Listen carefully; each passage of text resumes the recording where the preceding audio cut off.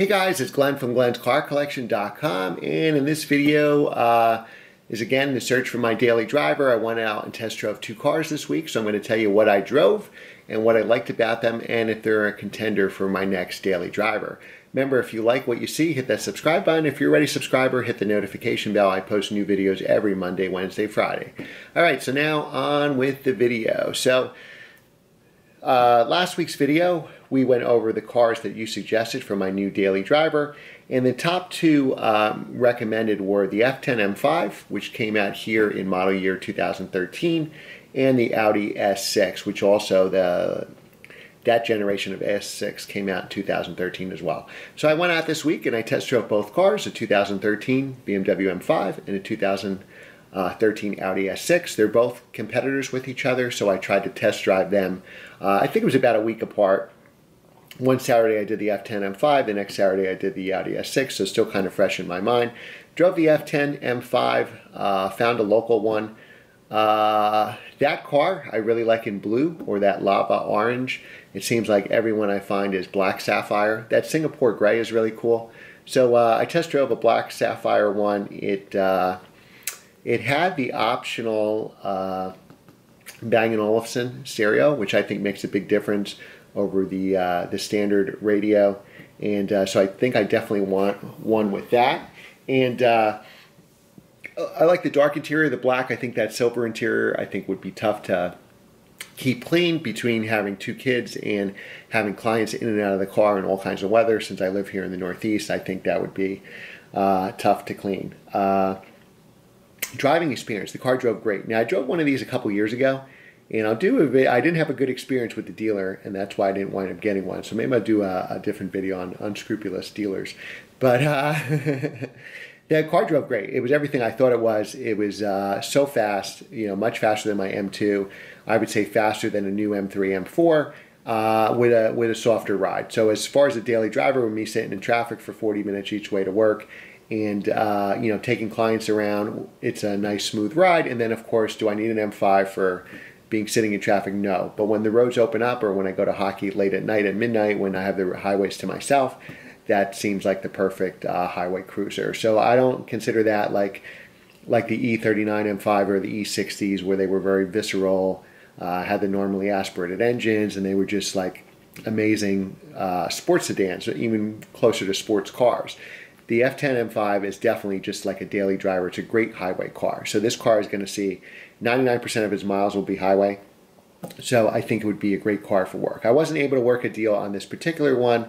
I had an accident on it, so I'm surprised the BMW dealer was selling it. Typically they sell non-accident cars. But I checked it out. I don't think the accident was bad at all. And they just wanted too much money, or more money than I was willing to pay. So the deal didn't work out there. The car's already sold. So then the next thing I did was look at the Audi S6, again a 2013 model. Now it seems like most of the S6 I find are good prices. They weren't as expensive. I think brand new they were about $80,000, where the M5s, once you add the executive package and say Bang & Olufsen and other stuff, were over $100,000. So the S6s seem to be in the high 30s, mid to high 30s, where the F10 M5s are usually in about the low 40s. So I found an S6, a 2013. It wasn't in good shape cosmetically, and again, it was an Audi dealer, so I'm surprised that they're actually like, the rear bumper looked like it must have been parked in New York City every day, because it was so scuffed and chipped. Not that I want cars with paint work, but I think they need to respray that rear bumper. It looked that bad. But anyway, most of the Audi A6s that I run into are kind of like stripper models. Maybe they had more aggressive leases for them or something, but I actually found one that had the innovation package. And what's great about the innovation package, it just had the base stereo, the regular stereo, but the innovation package actually gives you that adaptive cruise control, which I never tried before. One of my neighbors swears by it, because you can use it in bumper-to-bumper traffic. So everybody probably knows about this but me. I'm telling you, I like to be in total control of the car, and that's why I like stick shifts, where I probably use cruise control 10 times in my whole life. Probably not even. Just like very long highway trips, if I want to relax my feet and the road is just straight, which doesn't happen much here in the Northeast, I put on cruise control.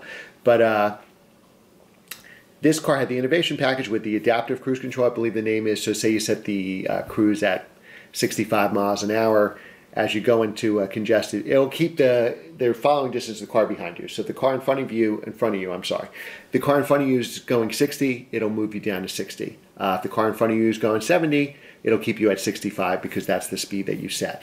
But I drove it into a congested area, which would be like towards my commute. And, as the traffic gets slower, 30, 40 miles an hour, it'll brake automatically and it'll keep maintaining that speed. And as traffic opens up, it'll go back up to that max limit that you set, which in this case was 65.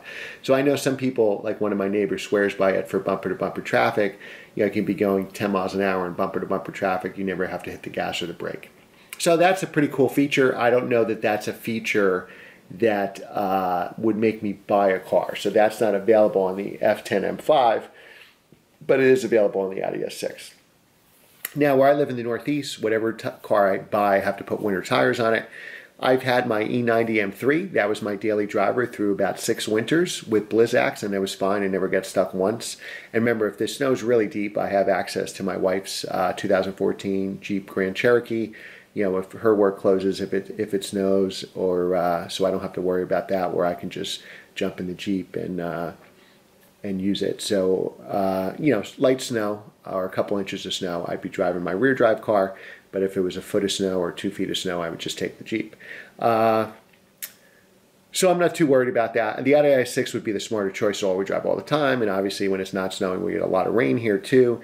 So that's probably the better choice. But I drove it, and the S6 is more of a luxury car. It's more like a very quick luxury car. It doesn't have the sports sedan feel of the M5. Like, I wouldn't consider the Audi a sports sedan at all when you compare it directly to the M5. Audi S6 was great. It was very fast. It's a lot more fuel efficient. I think what it does is, even though it's got an 8-cylinder twin turbo like the M5, if I remember correctly, I think it shuts down 4 cylinders on the highway, so it can get 27 miles to the gallon. I forget what the city mileage is, but I think highway was like 27, while the M5 was the same as my E90 M3, 14 city, 20 highway. So I'm doing the calculations. With my GLA 45, you can probably average 26 miles to the gallon. I drive it more spiritedly, and I haven't done that much highway with it, and I'm sitting in bumper-to-bumper traffic. So the worst gas mileage I've ever got with it was 23. So I'll assume if my M5 is now in my commute, I'm probably going to get 16 or 17 miles a gallon. So that translates to about, with just commuting miles only, that equates to about an extra 1,000 a year in gas. So would I do that trade-off for an M5? Probably. Probably. So the S6 was a really nice car. It was nowhere near the sports sedan the M5 is.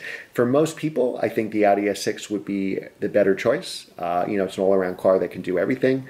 It's fast, it's roomy, it's comfortable, it's great in all types of weather. That particular car had summer tires on it, so I'd still have to put winters on it. I don't think all seasons are really that good on anything, so I prefer to have those two extremes. Summer and winter tires.